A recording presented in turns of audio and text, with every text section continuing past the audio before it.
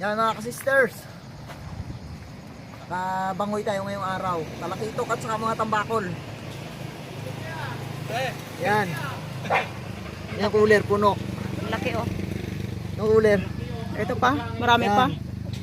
Ang dami nga. Wow, ang laking tambakol. Ayan mga ka-brothers, mga ka-sisters, mayroon po tayong pang-ulam na tulingan ngayon. Ang huli po namin ay parang mahigit 20 kilos. 3 tambakol, saka 4 na mamsa. 3 mamsa. At saka tulingan. Tulingan namin ay 6 na buo. Yung tulingan ang marami. Tulingan. Ang inulam namin ng kapartner ko ay 3 buo. Isang piraso kami at kalahati. Ayos. Paldo sa ulam. At least, Yan eh, get-getin na lang. Ihawin na lang natin siya na gayat-gayat. Hindi magkasya doon sa palamigan kasi malaki, sobrang laki. Yan, sarap yan ihawin. Yan, isang pirasong tulingan. tayong konsumo ng ulam. Hindi na basta maubusan ng pang-ulam mga ka-sisters.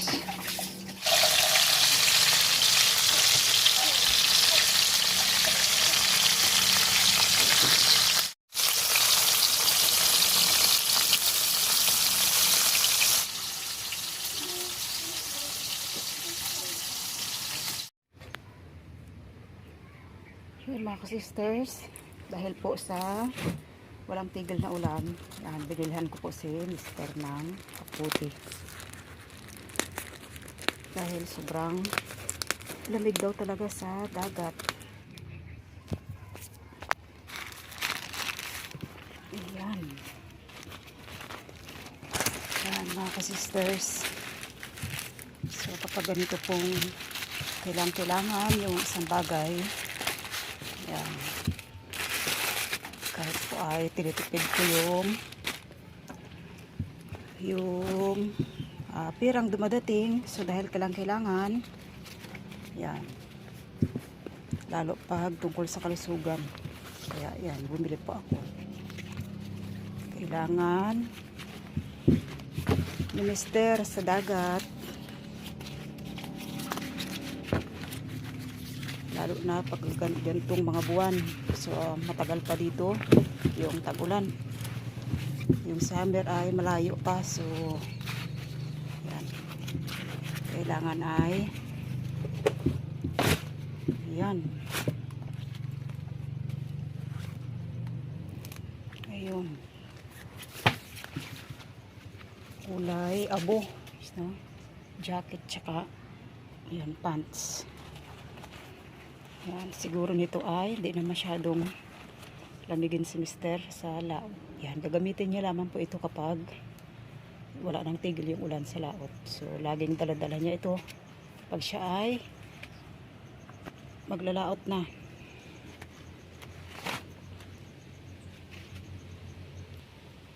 Yan, tsaka po ito.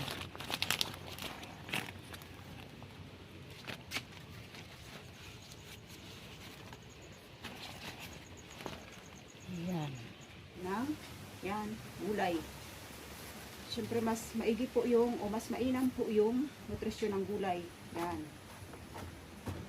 Bumili po muna ako ngayon dahil yung aking sitaw ay wala pang bunga. Yan. Mayroon pa po akong natirang kalabasa doon. So hindi ko na po ipinakita sa inyo. Doon, ginulay ko na yung iba. Yan. Sari-sariin ko lang yung aking gulay. Yun. Tsaka yun, bulaklak ng kalabasa. Ayan. Hindi na siya. Kasi kaninang umaga ito, buklat pa. Yun. Tumikom na nung nakuha na siya agad. Yan. Sari-sariin ko lang yung gulay ko mga ka-sisters. Yun, syempre okra. Yung okra ko ay namumulaklak pa lang. Kaya, yan, bumili muna ako. Yun, syempre mga ka-sisters, dahil may niyog, yan, alam na natin kung anong luto. Yun mga ka-sisters, bumili rin ako nito oh. try ko lang pangalawang try ko na magtanim nito kasi sumibol na siya itong maliit. Yung una kong tanim nito ay medyo mura, so ito po ay sa tingin ko ay magulang na siya. So yan, hindi ako titigil hanggat hindi ako makapabuhay ng ganito kasi ito po ay paborito ko talagang gulay, tsaka napakasustansya niya, kailangan ng ating katawan. So yan, bilang invento ko o adventure sa pagtatanim ng sayuti, yan, bumili ulit ako para lang pang tanim dahil ayun, may tubo na nga. Meron din akong jelly powder mga sisters, gagawa rin ako ng favorite na merienda ng mga bata. Siyempre, namin lahat buong pamilya. Yan, pasensya mga sisters at yan, hindi ko medyo mapukusan yung magbibideo. Medyo malayo dahil ako lang po mag-isa yun dito dahil napakaaga pa at hindi pa nakauwi yung aking tatlong mga anak.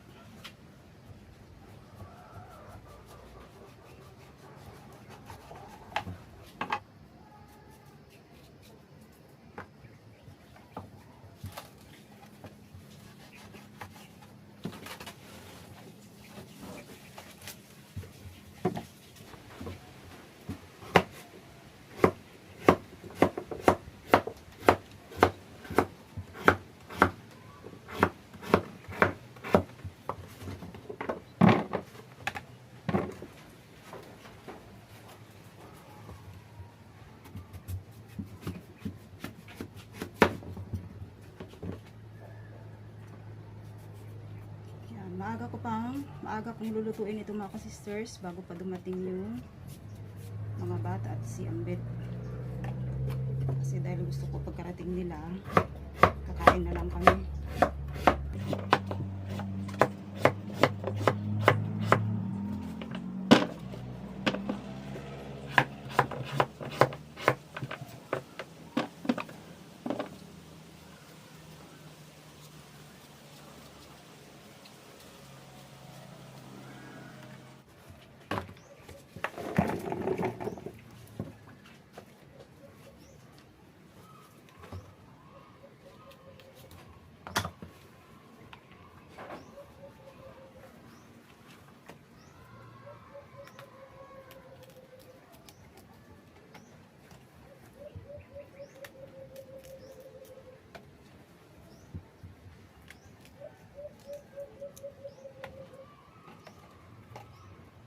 So ganito kami mga sisters pag nabubulay ng bulaklak ng kalabasa.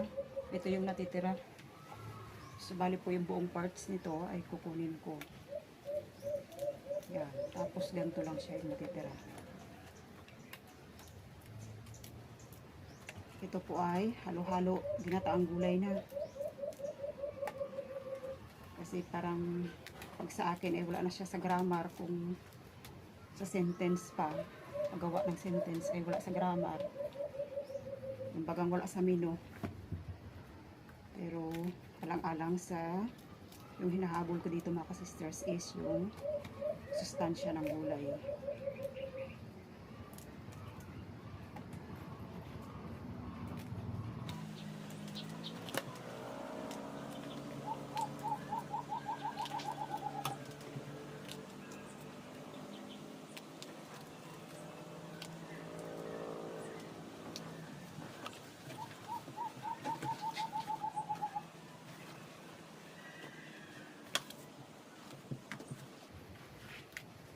Yan, parinig ni Mr. sa akin kanina, gusto niyang kumain ng mga ginataan. Kaya naisip ko agad kumata ng magagata ako ng sari-saring gulay.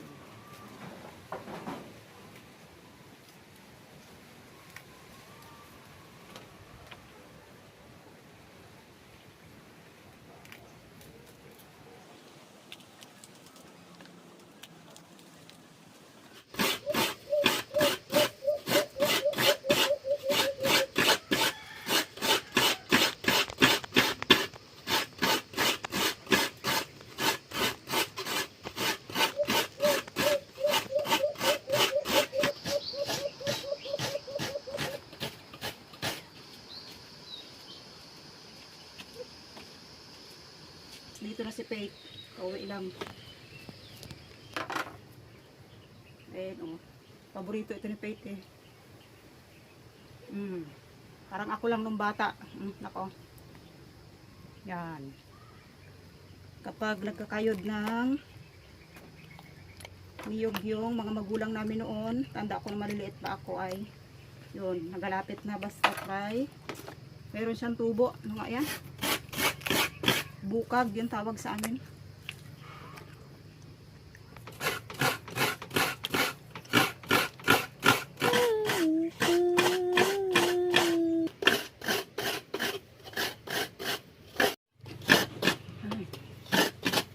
Yan mga sisters, ito yung huli ni Mister.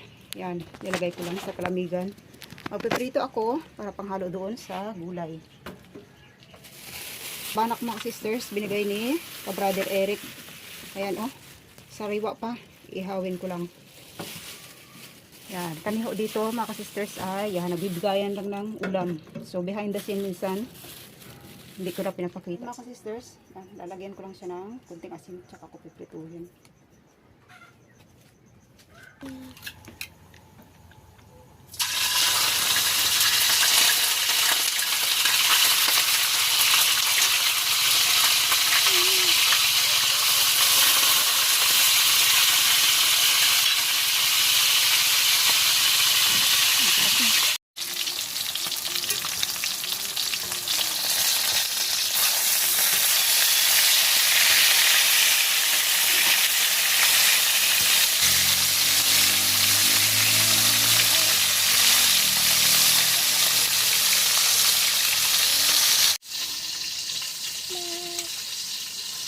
Yan, yung iba nito mga sisters ay binalik ko dun sa palamigan.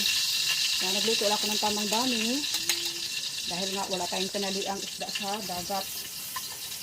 So, kung mayroon man at walang huli si Mister, at least ay meron ako nakareserve na ulam. Kasi kami ay dubli yung presyo sa tindahan. So, bala ito mga sisters, yan. Lalagain ko muna yung dalawang matitigas na gulay.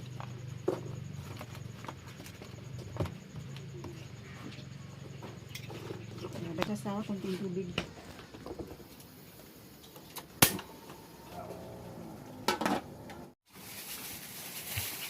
Yan, bali ito po mga ka-sisters ay yung sabaw mismo ng niyog. Yan, kasama na rin dito. Tapos nag-abla ako ng konting tubig.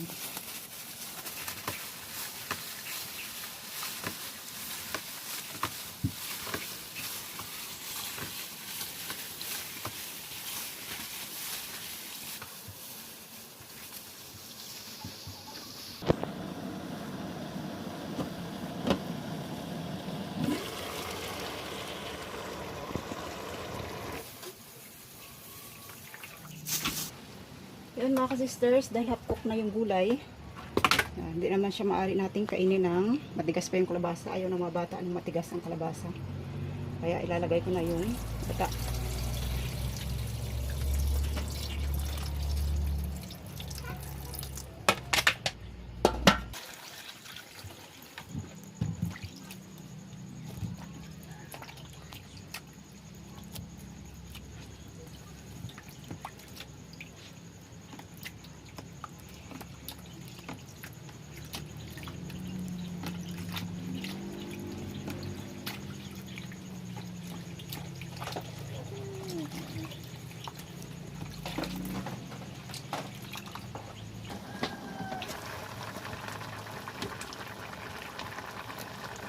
Mga sisters, lalagay ko na itong bulaklak ng kalabasa tsaka okra kasi gusto ko sa okra ay pakpok lang.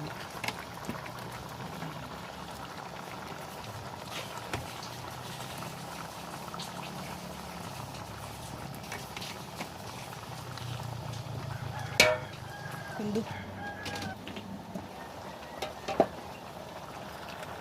Yan, lalagay ko na rin mga sisters yung sibuyas.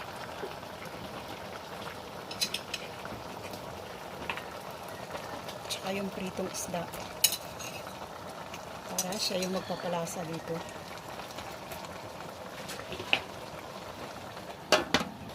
Lagay lang ako ng kunting asin dahil yung prito ay may asin na.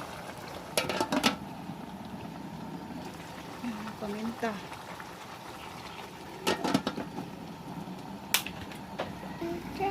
Thank you. Choose. Yun mga sisters, yung panghuling gulay ito pa yan. Malunggay.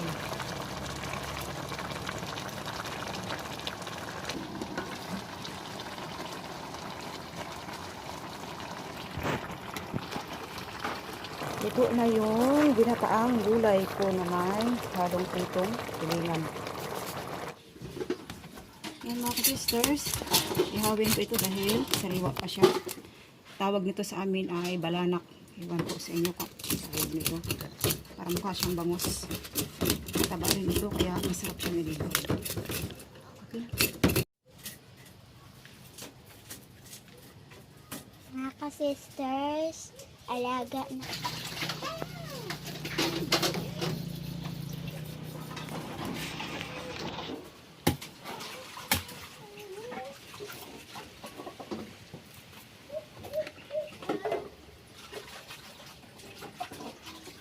Hello po mga ka-sister Jen. Magluluto po ako ng jelly para sa aming panghimagas. Powder jelly.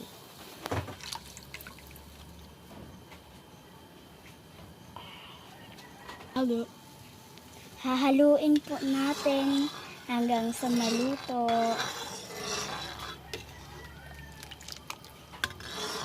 Naglagay lang ako mga ka-sisters nito oh. Kasi medyo kalawangin na yung may kalawang yung ano yung kalan.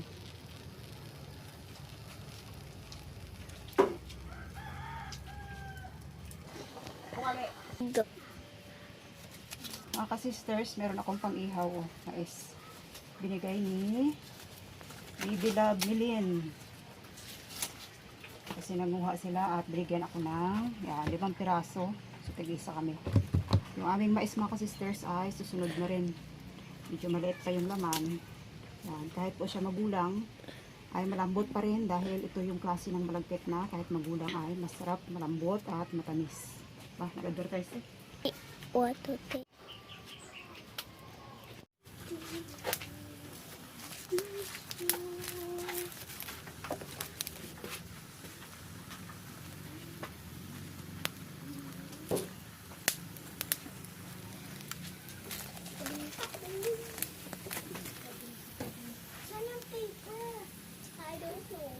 Yan, pasusunugin ko yung balat nito mga ka-sisters dahil masarap yung mais na inihaw kapag sinunog yung maigi ng balat. Mabango siya. Para siyang nilaga inihaw. Wow, nilaga inihaw ba?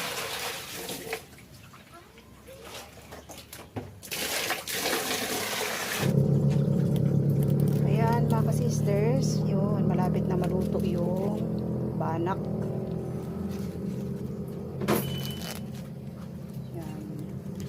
May kutkutin kami ng mga bata.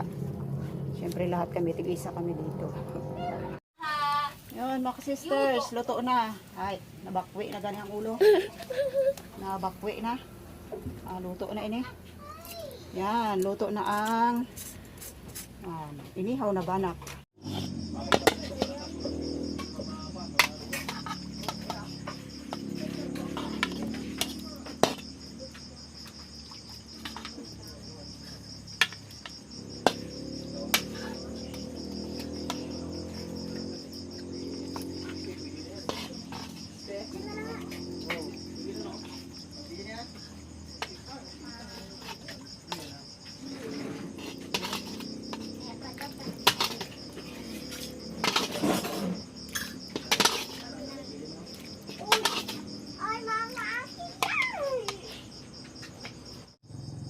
Mga ka-sisters, hapunan po tayo gabi na dito at kararating lang ni Mr. gabi na. So, kakain na po kami. Salamat po Diyos sa pagkain sa aming harapan lugar, sa pag-iingat, sa kabutihan sa aming buhay, sa mga biyaya ni Jesus. Amen. Yan. Una tayo mga ka-sisters, kauwi ko lang po. Hindi pa ako nakapagbanlaw. Tama, nakahayi na. Kain na kami. Red gulay. Mayroon kaming huli na 11 piraso na mamsa. Kaya lang hindi sila masyadong kalalakihan. Mga kulang 1 kilo lang yung iba. Yung iba wala pa. Gulay, kumain ng maraming gulay. Puro talakitok ang huli. Mahal.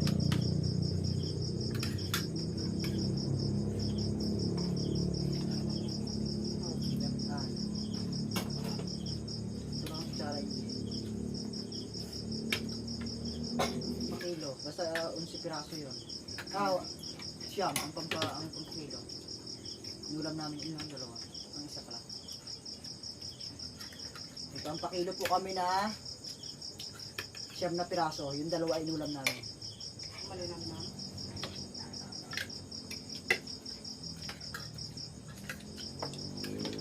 Akala ko magapangat na. Ipon ko doon para baka ba inisip ko baka kunti ang huli. Nag-reserve na ako ng pangulam agad. Hirap mo gusto ng pangulam mga ka-sisters dito dahil yung aming isda ay mura para binili. Ngunit pag binenta na yan, dubli na yung presyo. Kaya naniniguro lang ako. Kahit walang huli, may pangulam kami doon sa Palamigan. Nag-reserve ako pangulam.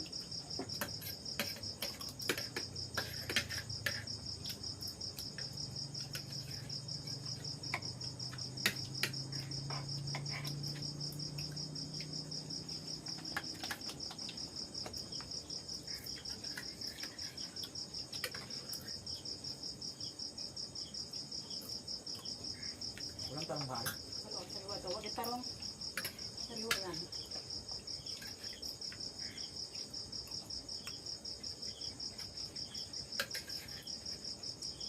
Sige.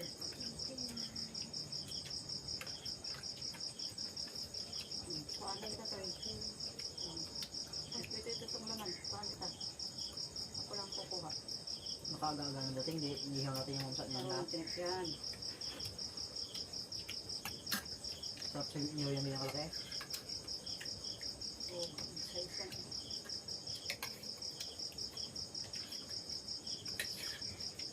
Saka yung kalabasa. Yung kalabasa ng kalabasa pa ito ha. Oo. Hindi man madali mga kanya. Matagal yan masira ang kalabasa. Lalo kung hilog na.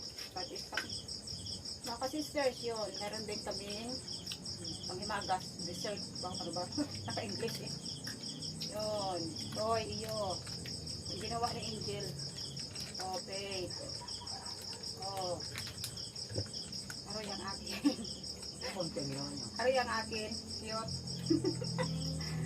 Sige lang. Okay na ito. Yung pinakapulo sa baso eh. Okay na ito. Kasi yung pagkaluto kanina, kinain agad nila ang iba. Okay lang. Ganun talaga mga bata. Hindi, okay na.